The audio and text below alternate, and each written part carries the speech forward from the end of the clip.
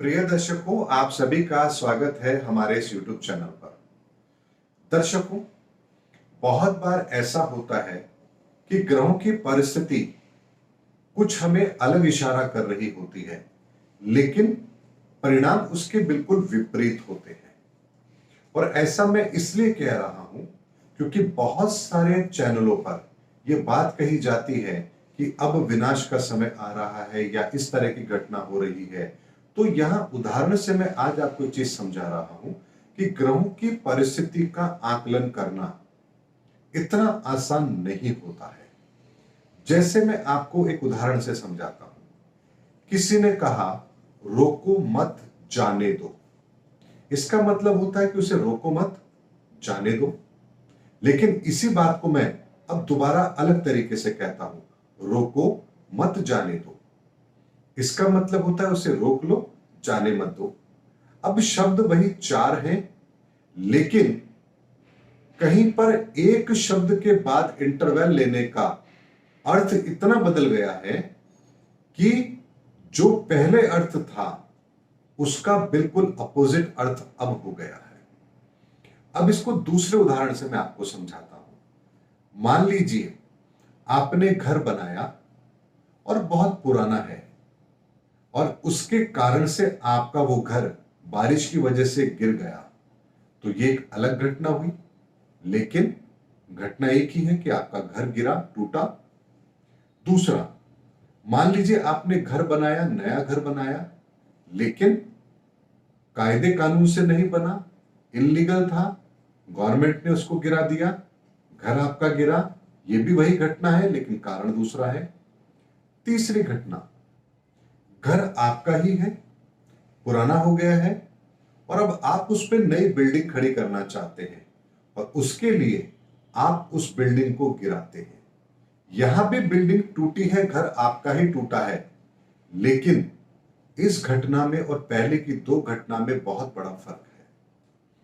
घटना एक ही है, लेकिन पहली घटना के अंदर मजबूरी के कारण से गिरी, दूसरी घटना में कानून का पालन नहीं करने के कारण से गिरी और दोनों सूरत में आपको नुकसान हुआ। लेकिन तीसरी घटना आपके स्वयं के द्वारा चुनी हुई है और आप चाहते थे कि वो बिल्डिंग गिरे, उसे आपने खुद ने अपने खर्चे पर तुड़वाया और उस पर अब एक आप नई बिल्डिंग खड़ी करना चाहते हैं। पहली दो परिस्थिति के अंदर उस बिल्डिंग के टूटने के साथ आपका दुख जुड़ा हुआ है और तीसरी घटना के अंदर उस बिल्डिंग के टूटने के साथ आपका सुख जुड़ा हुआ है। यही होता है परिस्थितियों का आकलन, कि हम किस तरीके से परिस्थितियों का आकलन कर रहे हैं। एक होते हैं खुशी के आंसू, एक होते हैं दुख के आंसू। आंसू दोनों में होते हैं, लेकिन बहुत बड़ा फर्क होता है। एक होता है हम इज्जत करते हैं किसी की डर के कारण से, एक होता है हम इज्जत करते हैं दिल से। दोनों में इज्जत हो रही है, लेकिन बहुत बड़ा फर्क है।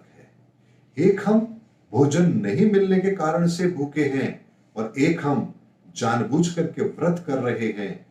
दोनों में भूखे हैं, लेकिन बहुत बड़ा फर्क है। दर्शकों, इसीलिए ग्रहों की परिस्थिति तो वही होती है। जैसा मैंने आपसे कहा था, अंगारक योग बनेगा, बहुत विषम परिस्थितियां होंगी। तो क्या अंगारक योग पहले कभी नहीं बना? लगभग 22 से 24 माह के बीच में इस तरह की घटना होती है, अंगारक योग बनता है। लेकिन क्या हर बार कोरोना के केसेस बढ़े? क्या दूसरी लहर उस कारण से आई? नहीं आई, क्योंकि जिस समय पर जो घटना चल रही है, ग्रह उसी को व्यापक रूप देने का प्रयास करते हैं।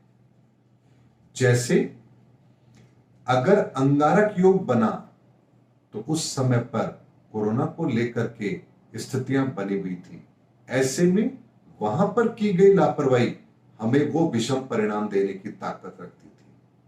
अगली बार जब ये अंगारक योग बनेगा, उस समय पर मान लीजिए कोई आंदोलन चल रहा होगा, तो वो आंदोलन विकराल रूप लेगा। कोई प्राकृतिक आपदा का समय चल रहा होगा तो वो विकराल रूप लेगा। मान लीजिए बारिश का मौसम होगा तो बाढ़ आने का खतरा बनेगा। यानी योग एक ही होगा, लेकिन हर बार उसकी परिस्थितियों का आकलन अलग तरीके से किया जाएगा। इसका एक ताजा उदाहरण मैं आपको देता हूं। इस बार का नौ तपा, यानी कि एक ज्योतिष के अंदर एक सिद्धांत है, नौ तपा यानी 9 दिन सूर्य का रोहिणी नक्षत्र के अंदर जब प्रवेश होता है, उन 9 दिनों को देखा जाता है कि किस तरीके से उस समय 9 दिन यदि अत्यधिक गर्मी पड़ती है तो यह अनुमान होता है कि इस बार बारिश बहुत अच्छी होगी।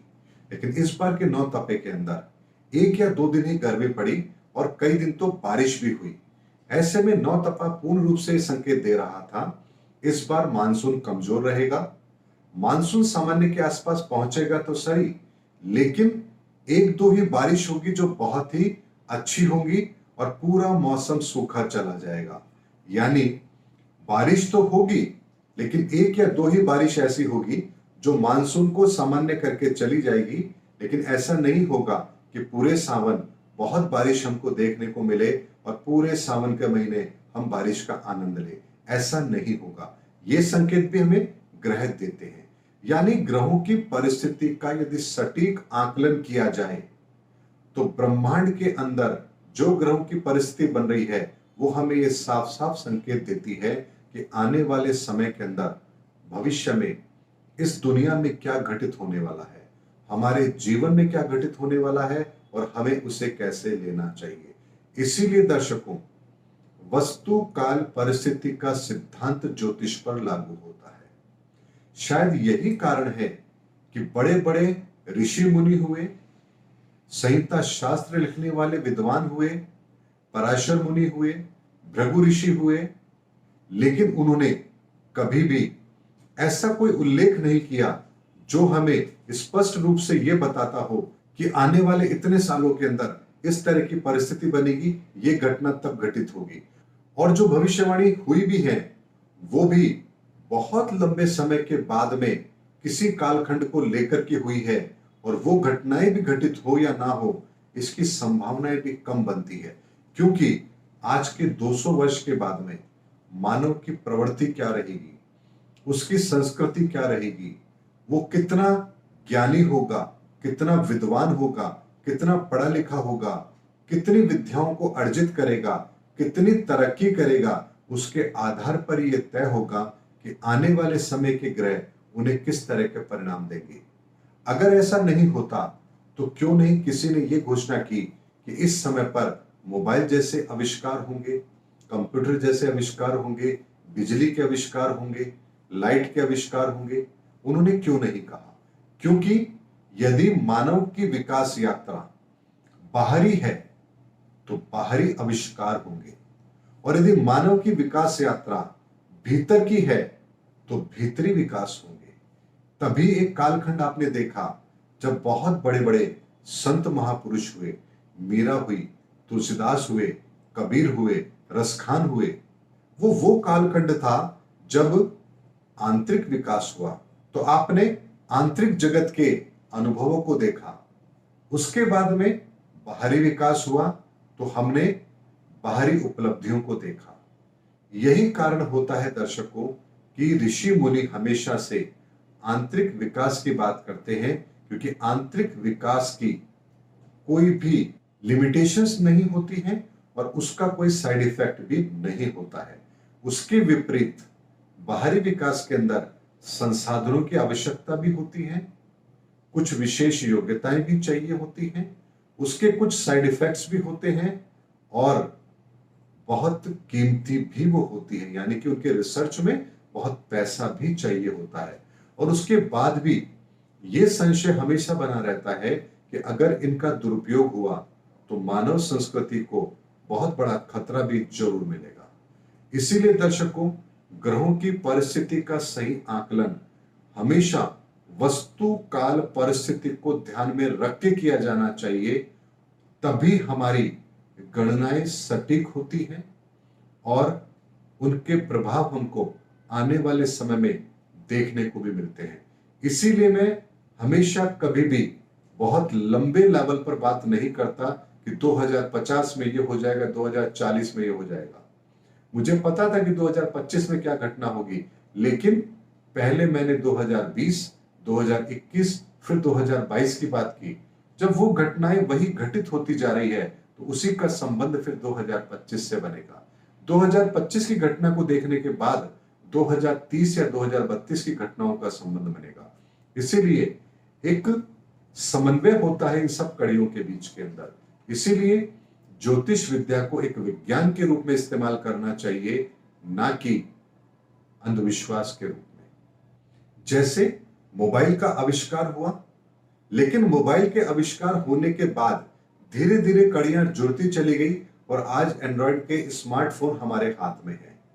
अब अगर यह कहा जाए कि जब पहली बार मोबाइल का आविष्कार हुआ उसी समय एंड्रॉइड की बात क्यों नहीं कही गई, तो यह फिर बेईमानी होगी, क्योंकि आविष्कार के साथ जुड़ते जुड़ते नई चीजें जुड़ती चली जाएंगी, आपके अनुभव उसके साथ जुड़ते चले जाएंगे, आपकी मेहनत उसके साथ जुड़ेगी और आने वाले समय में आपको एक नई चीज देखने को मिलती है। उसी तरीके से ज्योतिष विद्या भी काम करती है। हमारा एक एक्शन अगले रिएक्शन को तैयार करता है, उसमें लिया गया एक्शन तीसरे रिएक्शन को तैयार करता है और उसमें लिया गया एक्शन चौथे रिएक्शन को तैयार करता है। इसीलिए इनकी भी एक एक करके कड़ियां जुड़ी हुई होती हैं। इसीलिए जीवन के अंदर यदि कभी कोई आपको यह कहता है कि 2025 का साल आपके लिए खराब है, तो घबराइए मत, डरिए मत। यह समझिए कि 2025 की कड़ी आपके वर्तमान से जुड़ी हुई नहीं होनी चाहिए। अगर वो कड़ी आपके वर्तमान से जुड़ी हुई है, तो उस कड़ी को तोड़ करके 2025 के उस नेगेटिव रिजल्ट को कम करने का प्रयास कीजिए। यही हमारा प्रयास होना चाहिए, ना कि यह घबराना चाहिए कि 2025 आएगा, मेरे साथ तो ये घटना घटित होगी। उसको घटित होने के लिए कारण भी आप ही देंगे, और यदि आप कारण नहीं देंगे तो वो घटना भी फिर घटित नहीं होगी।